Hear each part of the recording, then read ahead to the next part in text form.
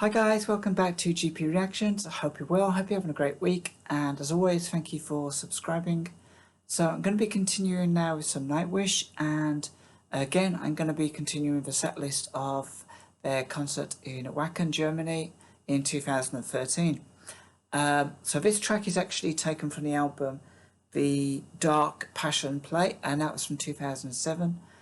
And interestingly, on this album actually was #1 in 5 separate countries, including Finland, and it was kind of received very, very well throughout the rest of the world as too.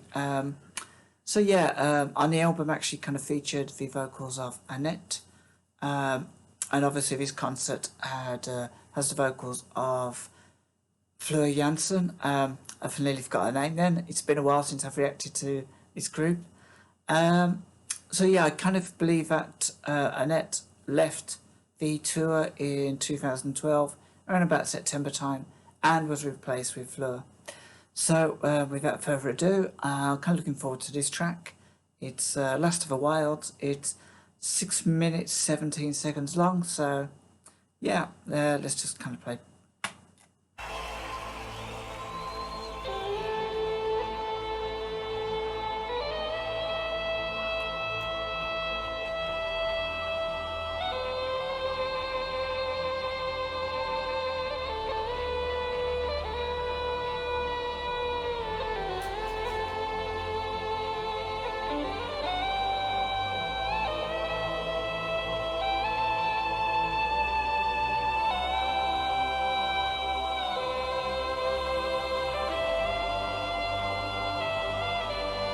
I like this, but it doesn't. I thought it might be Scottish, but.